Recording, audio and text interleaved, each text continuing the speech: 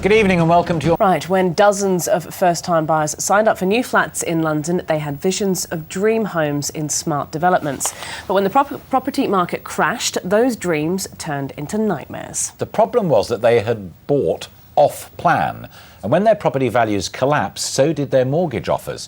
Now they've been told they still have to pay up. And in some cases, that means finding six-figure sums or the threat of legal action from developers Berkeley Homes. Daisy Gray reports for tonight's Inside Property.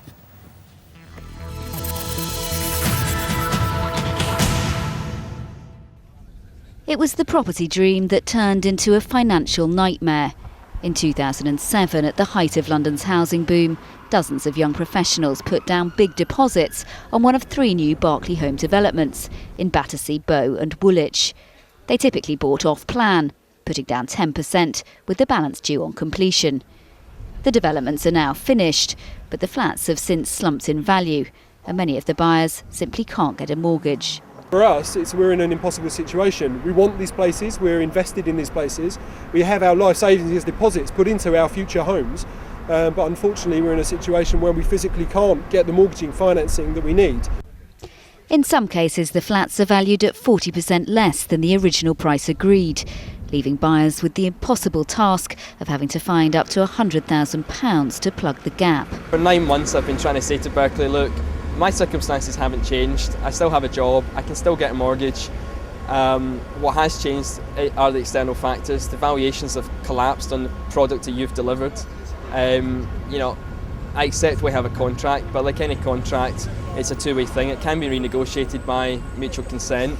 I still want to buy this place, but I need some help from Berkeley Homes. I need them to recognise that I can't shoulder the entire burden of what's happened in the wider financial markets. Lawyers for Berkeley have started sending out letters saying they'll sue them for breach of contract. But the home buyers say they won't be bullied. They've set up a support group and appointed a barrister to advise them. Berkeley, meanwhile, says it understands the difficulties in which some of these purchasers unfortunately find themselves, and they would like to find equitable solutions. However, they cannot be released from their contracts or offered price reductions.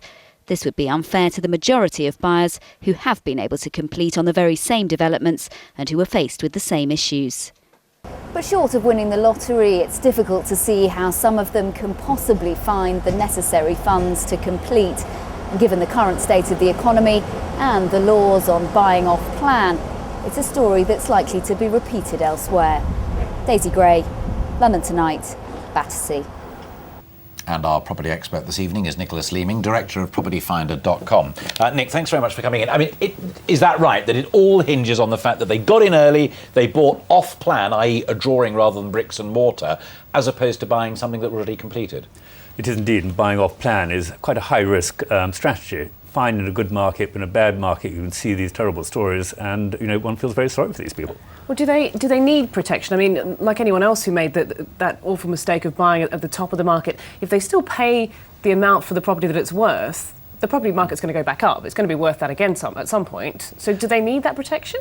Well, the short-term issue is, can they get funding to complete the purchase? That's the problem. In the longer term, yes, we can all take a view on the property markets. So in this instance, it looks as though they haven't got their mortgage offers in place to be called upon when completion of the properties are due.